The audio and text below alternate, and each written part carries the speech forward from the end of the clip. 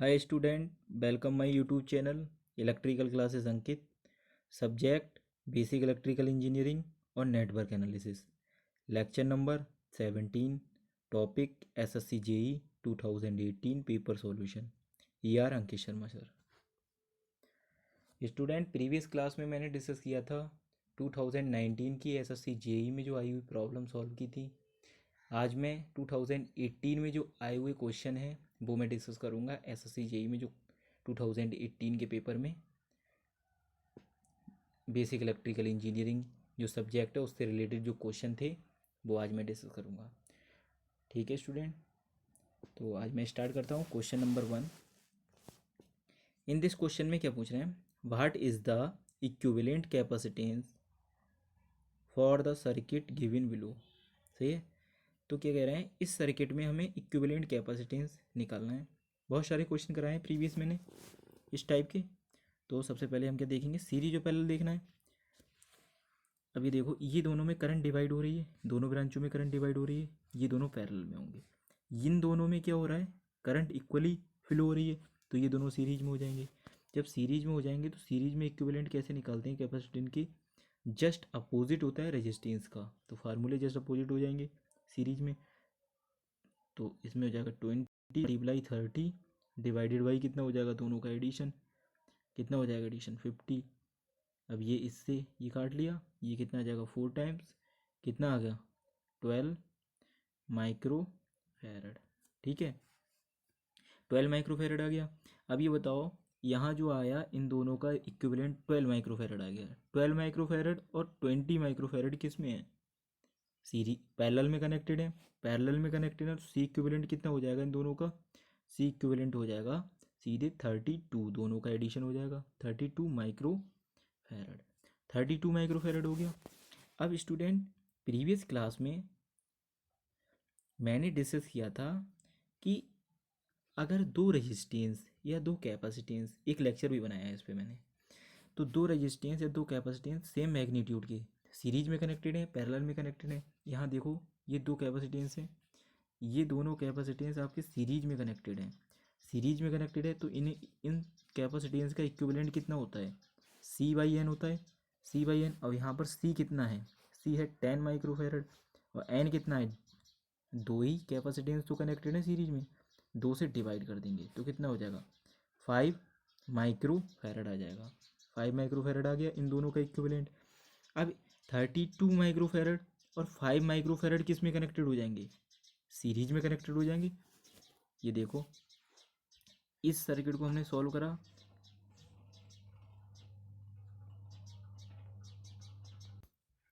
तो स्टूडेंट क्या कि ये वाला हमने जो सर्किट सॉल्व किया था तो इसका कितना आया था हमारे पास? 32 का एक इक्विवेलेंट कितना आ गया? 32 माइक्रो फैरड का। सही है। इसे सॉल्व किया तो क्या आ गया था हमारे पास? 5 माइक्रो फैरड का एक कैपेसिटेंस। अब ये बताओ, ये दोनों सीरीज में कनेक्टेड हैं तो हमारे पास जैसे टर्मिनल ए और बी दिए हैं तो ए और बी के बीच इक्विवेलेंट कैपेसिटेंस आ जाएगा। तो ये दोनों सीरीज में कनेक्टेड है तो सीधे सीरीज का क्या होता है, दोनों का मल्टीप्लीकेशन और दोनों के एडिशन से डिवाइड। अब ये कितना हो जाएगा? ये हो जाएगा समथिंग, कैलकुलेट करोगे तो आंसर आ जाएगा 4.32 माइक्रो फैरड। सही है, तो आंसर ऑप्शन कौन सा हो जाएगा? 2 हो जाएगा ऑप्शन। तो ये क्वेश्चन जो आया था एसएससी जेई में 2018 के क्वेश्चन पेपर में आया था। सही है, तो स्टूडेंट आपको क्लियर हो गया होगा क्वेश्चन। तो नेक्स्ट बहुत सारे क्वेश्चन कराए हैं इस टाइप के, तो अब तो बहुत ज़्यादा एडवांस लेवल का पढ़ा, मतलब क्वेश्चन करा रहा हूँ, प्रैक्टिस करा रहा हूँ, तो क्वेश्चन बहुत अच्छे से समझ में आ रहे होंगे। अब नेक्स्ट क्वेश्चन देखते हैं, बहुत सारे क्वेश्चन कराए इस टाइप के। नेक्स्ट क्वेश्चन, क्वेश्चन नंबर 2, बहुत ही अच्छा क्वेश्चन है ये। What will be the equivalent resistance for the circuit given below. Terminal x और वाई, ये एक्स है टर्मिनल, ये वाई है, इन दोनों के बीच में हमें क्या निकालना है? इक्विवेलेंट रेजिस्टेंस निकालना है। ठीक है स्टूडेंट, इक्विवेलेंट रेजिस्टेंस निकालना है। अब ये बताओ, मैंने बताया था लास्ट वाली ब्रांच पे जाएंगे, तो लास्ट वाली ब्रांच ये है। अब ये बताओ, इसमें इस वाली ब्रांच में अगर करंट, जो करंट इसमें आएगी 4 ओम के में, वही 2 ओम के रेजिस्टेंस में करंट फ्लो होगी। तो ये दोनों किस में हो जाएंगे, सीरीज में। जब सीरीज में हो जाएंगे तो सीधे एडिशन हो जाएगा, कितना हो जाएगा, 6 ओम हो जाएगा। अब ये बताओ 6 ओम का और 8 ओम, दोनों में करंट डिफरेंट होगी, दोनों में करंट डिफरेंट है तो दोनों किस में हो जाएंगे, पैरेलल में। तो पैरेलल में कितना होता है, अब 6 और 8 किस में है, पैरेलल में। तो 6 × 8 ÷ 14, तो इसका कैलकुलेशन होके कितना आएगा, कैलकुलेशन होके आएगा 6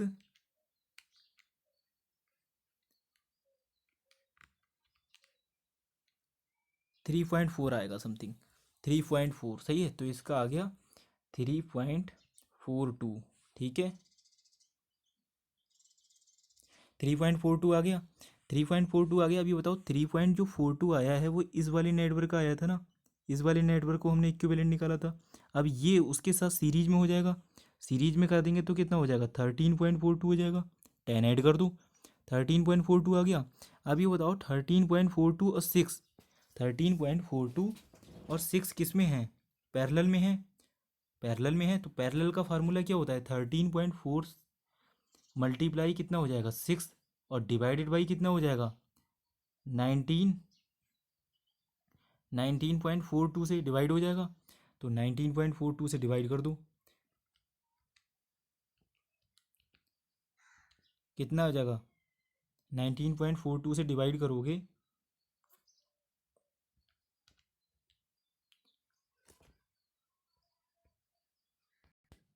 तो क्या था स्टूडेंट, यहाँ ये सर्किट हमने जब सॉल्व किया था, ये वाला सर्किट सॉल्व किया था तो हमारा कितना आया था, 3.42 आया था, 3.42, 3.42 और 10 किस में हो गया, 13.46 हो गया, 13.46 हो गया। अब ये 13.46 और 6, ये वाला 6, ये वाला 6 पैरेलल में है तो कितना हो जाएगा, 13.46, 13.46 मल्टीप्लाई 6 डिवाइडेड बाई 19.46।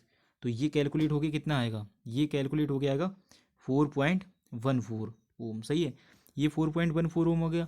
अब ये बताओ कितना सर्किट सॉल्व कर लिया हमने, 13, ये वाला पूरा सर्किट सॉल्व कर लिया, ये वाला आप सर्किट पूरा सॉल्व कर लिया, इसका इक्विवेलेंट कितना हो गया 4.14।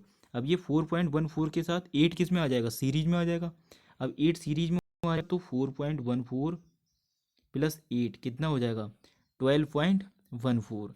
अब ये बताओ 12.14 और ये 6, ये वाला 6 और ये, अब ये देखो कितना हो गया, ये वाला इक्विवेलेंट जो इस सर्किट का हमने निकाला है कितना आया था 12.14 आ गया। और ये वाला 6 पैरेलल में हो जाएगा तो 12.14 मल्टीप्लाई 6 डिवाइडेड बाई कितना हो जाएगा 18.14। तो इसका कैलकुलेट करोगे तो आंसर आएगा कितना आ जाएगा 4.01, 4.01 आ गया। अब ये बताओ 4.01, इसका सपोज अप्रॉक्सीमेट हमने 4 ओम ले लिया, सही है, 4 ओम ले लिया। अब ये बताओ ये वाला सर्किट, अब ये पूरा सर्किट हो गया नहीं हो गया, ये पूरा पूरा इक्विवेलेंट, तो इसका कितना आया था हमारे पास 4 ओम आ गया।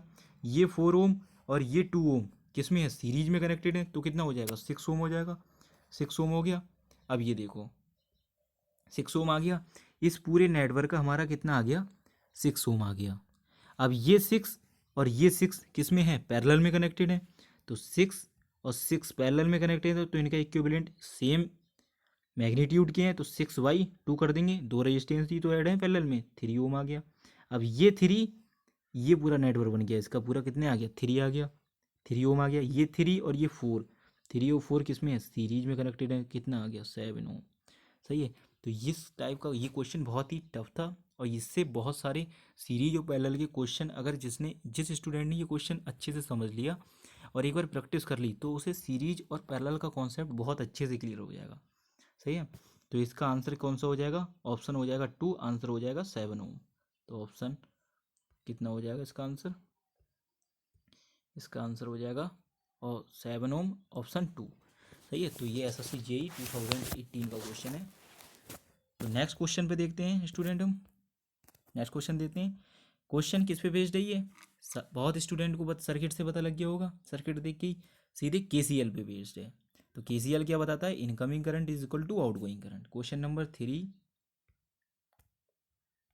Question number 3, what is the value of current I4 for given junction. इस जंक्शन या नोड पर जो I4 की वैल्यू है ये बतानी है। तो किसी जंक्शन पर हम KCL कैसे अप्लाई करते हैं? KCL क्या होता है? KCL क्या होता है? Incoming current equal to outgoing current. सही है, incoming current equal to outgoing current होता है। इनकमिंग करंट कितना हो रहा है? इनकमिंग करंट, इस नोड पे आने वाली करंट कितनी हो रही है? I6 आ रही है, प्लस I6 आ रही है, उसके बाद कौन सी आ रही है? I2 आ रही है। सही है, I2 करंट। अरे KCL क्या बोलता है? आने वाली धाराओं का योग जाने वाली धाराओं के योग के बराबर होता है। तो I6 करंट आ रही है, I2 करंट आ रही है। सही है, फिर उसके बाद कौन सी करंट आ रही है? I4। सब ये इनकमिंग करंट है। इक्वल टू आउटगोइंग करंट देखो, I1 जा रही है, जाने वाली धाराएं, I3 जा रही है। सही है, और कौन सी जा रही है? I5 जा रही है। सही है, I4 की वैल्यू हमें निकालनी है, तो I4 हमने ऐसे ही लिख लिया। I2 की वैल्यू कितनी दी है? I2 की वैल्यू देखो 2 एम्पियर दी है। I6 की वैल्यू कितनी दी है? 7। सही है, I1 की वैल्यू कितनी दी है? 4। I3 की वैल्यू कितनी दी है? 3। और I5 की वैल्यू कितनी दी है? 8। तो ये कितना हो जाएगा? 15 हो जाएगा। ये कितना हो जाएगा? 9 प्लस I4। अब I4 की वैल्यू कैलकुलेट करो इक्वेशन से, कितना हो जाएगा? 15 माइनस के 7, 15 माइनस के 9 हो जाएगा, कितना हो जाएगा? 6 एम्पियर। तो 6 एम्पियर हो जाएगा, तो I4 की वैल्यू कितनी आ जाएगी? 6 एम्पियर आ जाएगी।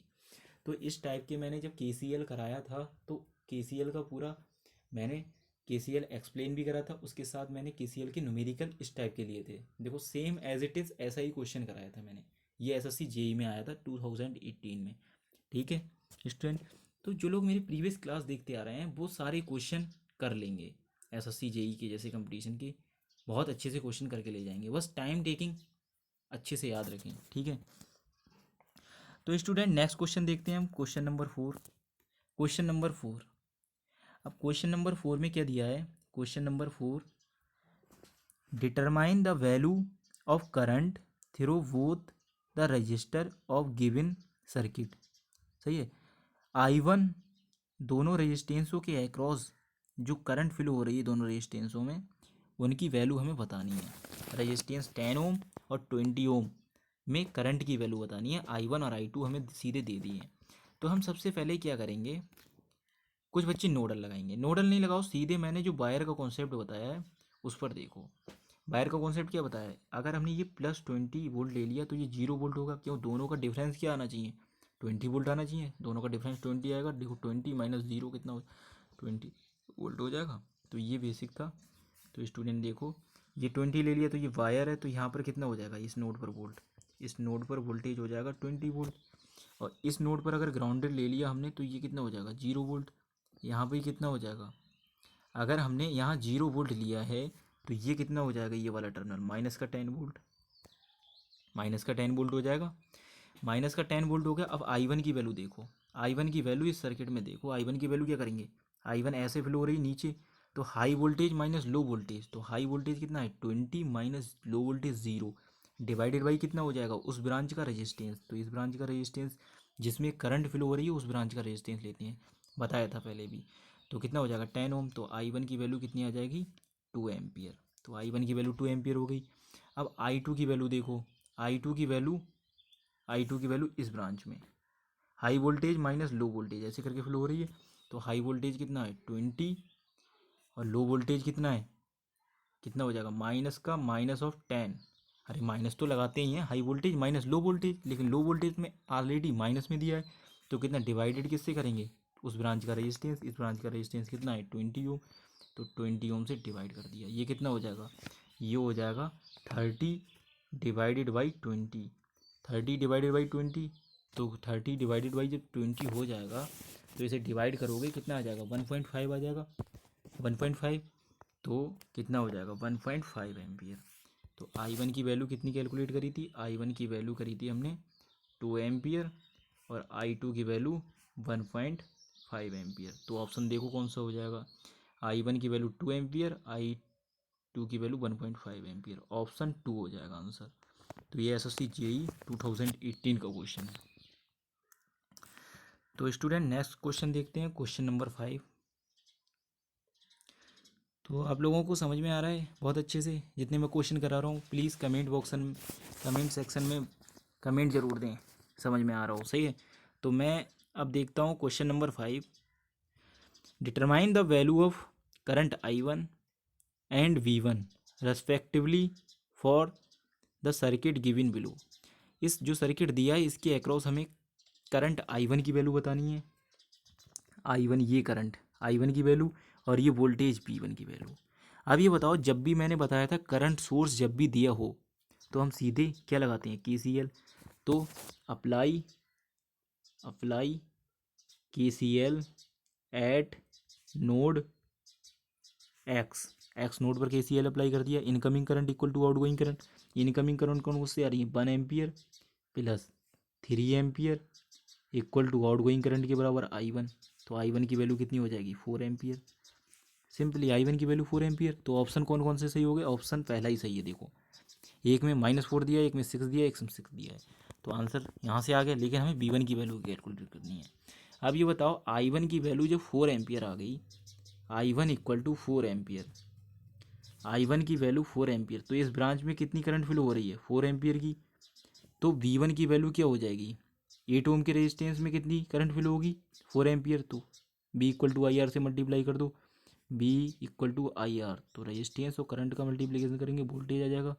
तो कितना आ जाएगा, 32 वोल्ट। तो B की वैल्यू कितनी आ गई, 32 वोल्ट। तो ऑप्शन क्या है, पहले ही ऑप्शन सही था। तो ये क्वेश्चन आया था SSC JEE 2018 में। तो आई होप आप लोगों को क्लियर हो गया होगा ये क्वेश्चन। नेक्स्ट क्वेश्चन देखते हैं स्टूडेंट हम, क्वेश्चन नंबर 6।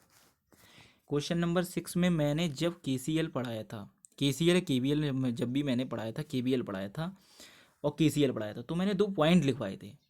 जब भी मेरा जो भी लेक्चर है, प्रीवियस लेक्चर में जो भी नंबर है लेक्चर का, तो उसमें मैंने 2 पॉइंट लिखाए थे नोट करके, बहुत ही इंपॉर्टेंट करके। तो SSC JEE में कॉपी कर दिया है, सीधे वहाँ से कॉपी पेस्ट कर दिया है question. Which of, question number 6 में पूछ रहे हैं, which of the following law is based on the conservation of energy. ऊर्जा संरक्षण के सिद्धांत पर कौन सा लॉ बेस्ड है।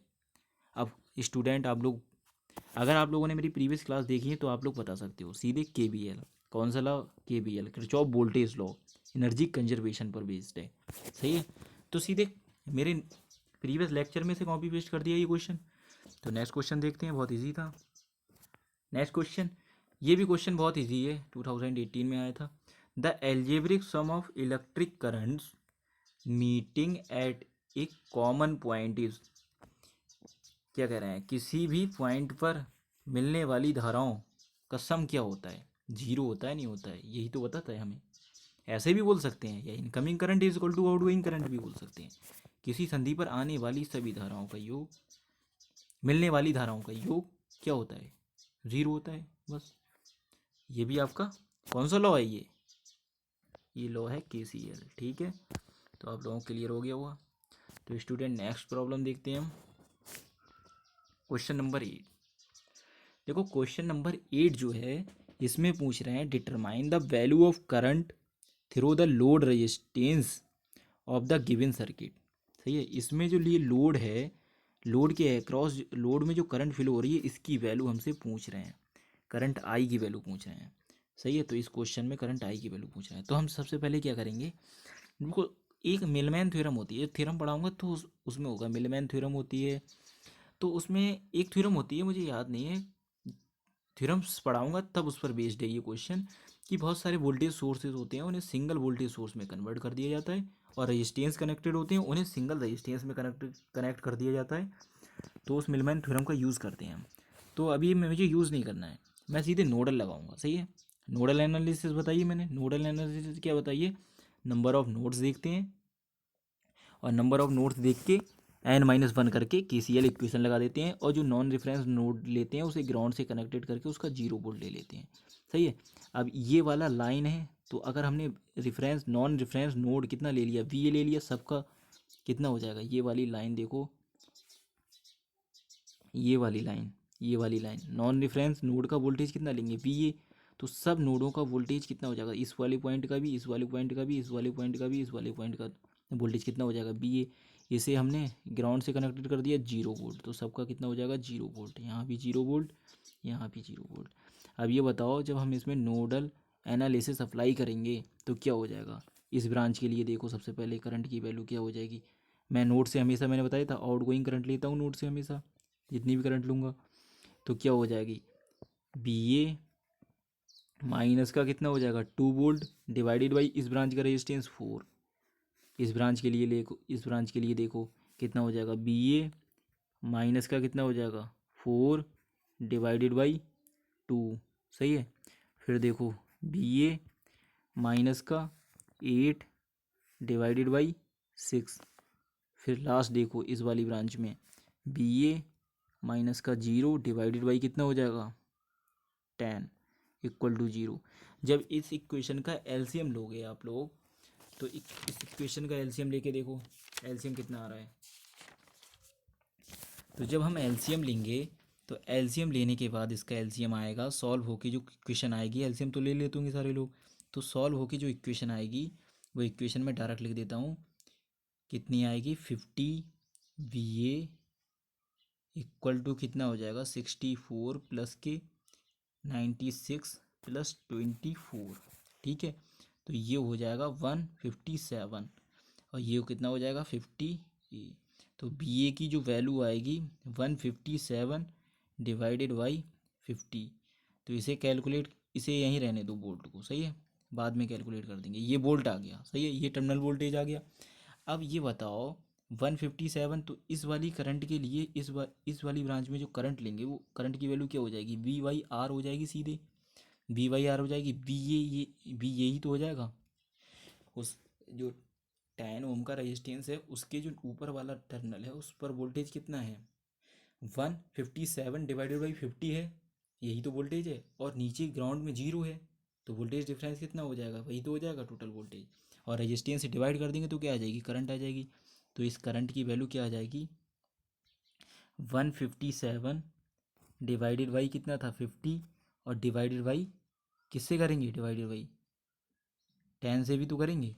10 से जब करेंगे तो कितना हो जाएगा 157 divided by 50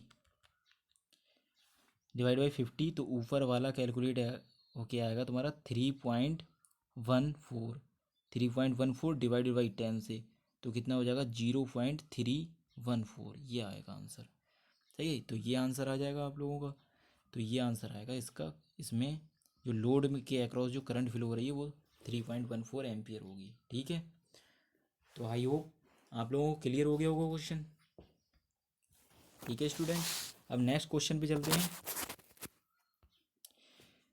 question number 9। Question number 9 पे हम चलते हैं। इसमें क्या पूछ रहे हैं, टोटल करंट आई की वैल्यू पूछ रहे हैं। टोटल करंट आई की वैल्यू, जो सर्किट में टोटल करंट है उसकी वैल्यू पूछ रहे हैं। What will be the value of current I for the given circuit diagram. इस गिवन सर्किट में क्या पूछ रहे हैं, तो अगर हमें टोटल करंट की वैल्यू फाइंड आउट करनी है, तो अगर आई की हमें आई टोटल फाइंड आउट करनी है, तो बी टोटल पता होना चाहिए। बी टोटल कितना दिया है 60 वोल्ट। और आर इक्विवेलेंट, आर टी को हम आर इक्विवेलेंट भी तो बोल सकते हैं। तो इस सर्किट का इक्विवेलेंट रेजिस्टेंस निकालो पहले। तो इक्विवेलेंट रेजिस्टेंस निकालेंगे, ये दोनों किस में हो जाएंगे बताओ, ये दोनों किस में है, अरे ये दोनों सीधे किस में है सीरीज में कनेक्टेड है, तो इनका इस ब्रांच का कितना हो जाएगा 45 हो जाएगा। अब ये बताओ सेम मैग्नीट्यूड के दो रेजिस्टेंस जब किस में कनेक्ट, अरे ये सीरीज में, ये किस में है सीरीज में। अब सेम मैग्नीट्यूड के दो रेजिस्टेंस है, दोनों का एडिशन हो जाता है। सेम मैग्नीट्यूड क्यों हो जाए, डिफरेंट मैग्नीट्यूड क्यों है, सेम मैग्नीट्यूड में एन सी वाला फार्मूला लग जाता है, वो एन आर वाला। तो एन कितने हैं 2, 10 ओम के, तो 20 ओम आ जाएगा। तो 20 ओम आ गया सीधे, 20 ओम आ गया। अब 20 और 25 45 किस में है पैरेलल में, 20 और 45 किस में है 20 और 45 पैरेलल में है ना। तो 20 और 45 का मल्टीप्लीकेशन और डिवाइडेड बाई कितना हो जाएगा 65, दोनों का एडिशन, तो 65 हो जाएगा। अब इसका जब कैलकुलेट करोगे 25 कितना हो जाएगा, ये हो जाएगा, ये हो जाएगा आपका, सही है। जब ये करोगे कैलकुलेशन तो 25 कितना आ जाएगा इसका, इसका आ जाएगा 13.84। इसका कैलकुलेशन होके आ जाएगा इस वाले नेटवर्क का जो इक्विवेलेंट आ जाएगा 13.84 आ गया। अब ये बताओ 20 किस में है, 20 किस में है आपका, 20 इसके सीरीज में आ जाएगा। अब इसमें 20 ऐड कर दो, 20 जब ऐड कर दोगे तो कितना हो जाएगा, 33.84 हो गया, 33.84। ये आर टी आ गया, आर टोटल। तो जब हमें आई टी निकालना है तो आई टी बराबर कितना हो जाएगा, बी टी अपॉन के आर टी 33.84। जब इससे डिवाइड करोगे तो आंसर आ जाएगा 1.77 समथिंग आ जाएगा। तो ऑप्शन कौन सा हो जाएगा, 1 हो जाएगा, ऑप्शन 1 हो जाएगा। तो आंसर कितना हो जाएगा, 1.77 एम्पियर। तो इतना इजी क्वेश्चन था, बहुत इजी क्वेश्चन था, कैलकुलेशन सही होनी चाहिए, करके ले जाओगे। ये एसएससी जेई 2018 का क्वेश्चन है। नेक्स्ट क्वेश्चन देखते हैं स्टूडेंट हम, क्वेश्चन नंबर 10। क्वेश्चन नंबर 10 में क्या पूछ रहे हैं, what will be the value of current through the 50 register of the given circuit diagram. इस रजिस्टेंस के अक्रॉस, ये वाला रजिस्टेंस है जो 50 ओम का रजिस्टेंस है, इसमें जो करंट फ्लो हो रही है वो पूछ रहे हैं। अब ये बताओ, मैंने बताया था इसी टाइप के क्वेश्चन कराए थे मैंने जब भी वोल्टेज डिवीजन और करंट डिवीजन पढ़ाया था। अब ये बताओ, सीधे होमवर्क में दिया था प्रॉब्लम, मुझे अभी भी याद है। ये वोल्टेज पैरेलल में मैंने बताया था, जब सीरीज और पैरेलल सर्किट पढ़ाए थे तो मैंने पैरेलल में बताया था क्या होता है कि टोटल वोल्टेज हर रेजिस्टेंस के अक्रॉस सेम होता है, पैरेलल में डिवाइड नहीं होता है, बराबर होता है। तो इस 100 ओम की अक्रॉस वोल्टेज कितना हो जाएगा, 100 वोल्ट हो जाएगा। 50 ओम के भी अक्रॉस कितना हो जाएगा, 100 वोल्ट हो जाएगा। और आगे पैरेलल में जो भी लगे हुए हैं उनका भी इतना ही हो जाएगा। अब ये बताओ, जब हमें 50 ओम के अक्रॉस वोल्टेज 100 वोल्ट मिल गया तो हम करंट निकाल सकते हैं 50 ओम के अक्रॉस। तो कैसे निकालेंगे, 50 ओम के across V equal to I 50 into R 50 equal to 100 volt, यही तो हो जाएगा। V equal to I R से लगा दिए यहाँ। तो आई 50 की वैल्यू निकालनी है, आई 50 ओम में वैल्यू निकालनी है, आर की वैल्यू कितनी दी है 50 और 100 वोल्ट दिया है। तो आई की वैल्यू कितनी आ जाएगी, 2 एम्पियर आ जाएगी, नहीं आ जाएगी, 2 एम्पियर आ गई। तो आंसर कौन सा हो जाएगा, ऑप्शन हो जाएगा 3, आंसर हो जाएगा 2 एम्पियर करंट। सही है। तो स्टूडेंट आप लोगों को क्लियर हो गया होगी ये प्रॉब्लम, बहुत ईजी क्वेश्चन था। सीधे वोल्टेज पैरेलल में इक्वल होता है, तो हमने 50 ओम के अक्रॉस वोल्टेज हमें कितना मिल गया 100 volt, V equal to I R ohm's law लगा दिया। तो हमारे पास वोल्टेज कितना है 100 वोल्ट और रेजिस्टेंस कितना है 50 ओम। तो करंट की वैल्यू कितनी आएगी, 2 एम्पियर आएगी, नहीं आएगी, यही था। तो नेक्स्ट क्वेश्चन देखते हैं। तो आज के लेक्चर का लास्ट क्वेश्चन है ये, ठीक है स्टूडेंट। तो लास्ट क्वेश्चन में क्या पूछ रहे हैं इसमें, क्वेश्चन नंबर 11, आज के लेक्चर का last question. Determine the voltage across 40 ohm resistor for given circuit diagram. इसमें क्या पूछ रहे हैं, 40 ओम के रजिस्टेंस के अक्रॉस वोल्टेज पूछ रहे हैं। सारे रजिस्टेंस सीरीज में कनेक्टेड हैं। अब यहाँ वोल्टेज डिवीजन लगाओ। वोल्टेज डिवीजन लगाने के लिए हमें क्या होना चाहिए, टोटल वोल्टेज पता होना चाहिए, टोटल वोल्टेज पता है बस, और जिस ब्रांच के अक्रॉस हमें निकालना है उस ब्रांच के। तो टोटल वोल्टेज हमारे पास कितना है 60 वोल्टेज, और 40 ओम के रेजिस्टेंस के अक्रॉस हमने वोल्टेज मान लिया V1 है। सपोज करो हमने V1 मान लिया, ठीक है स्टूडेंट। V1 जब हमने मान लिया तो V1 की वैल्यू क्या हो जाती है, टोटल वोल्टेज मल्टीप्लाई जिस ब्रांच के अक्रॉस ले रहे हैं, मान ली उस ब्रांच के अक्रॉस R1 रेजिस्टेंस है, और जितने भी रेजिस्टेंस सीरीज में कनेक्टेड है उनका sum R1 plus R2 plus R3 up to n time तक। सही है, यही तो फार्मूला बताया था। तो अब देखो, इसके अक्रॉस हमने क्या मान लिया, V1 माना, टोटल वोल्टेज हमारे पास 60 है, तो V1 की वैल्यू कैसे निकालेंगे, 60 मल्टीप्लाई किस रेजिस्टेंस के अक्रॉस निकालना है 40 ओम के, तो 40 से मल्टीप्लाई 40 ओम के अक्रॉस वोल्टेज निकालना है। टोटल क्या करेंगे 20, इसका एडिशन, इसका एडिशन, इसका एडिशन, जितने भी रेजिस्टेंस उस रेजिस्टेंस के सीरीज में कनेक्टेड हैं। तो कितना हो जाएगा 20 प्लस 10, फिर कितना हो जाएगा 40 प्लस 10, ये कितना हो जाएगा, ये एडिशन होके आ जाएगा 60 मल्टीप्लाई 40 डिवाइडेड बाई 80, यही तो आ जाएगा। अब ये कितना हो जाएगा, ये कैलकुलेशन कर लो कितना हो जाएगा 2 टाइम्स, और ये कितना हो जाएगा 30, तो कितना आ गया, 30 वोल्ट आ गया। तो ये था वोल्टेज डिवीजन अप्लाई करके हमने रेजिस्टेंस 40 ओम के रेजिस्टेंस के अक्रॉस हमने वोल्टेज फाइंड आउट कर लिया। सही है। तो ऐसे 10 ओम के अक्रॉस भी निकाल सकते थे, जैसे 10 ओम के बीच पूछते वो 10 ओम के अक्रॉस वोल्टेज बताओ, या 20 ओम के अक्रॉस वोल्टेज बताओ, या जो भी दिया है। सही है। 20 ओम के अक्रॉस पूछ लेते तो 20 से मल्टीप्लाई कर देते, और डिवाइड किससे करते, 80 से। सही है। तो ये जो क्वेश्चन कराए थे मैंने, जो अभी यूनिट मैंने ली है उस पर बेस्ड थे। सही है। तो एसएससी जेई के जो 2018-19 में जो क्वेश्चन आए मैंने सारे डिस्कस करा दिए। ठीक है स्टूडेंट। तो स्टूडेंट आज का मेरा लेक्चर आपको अच्छा लगा हो, please like and subscribe my YouTube channel और बेल आइकन दबाना ना भूलें। Thank you watching now.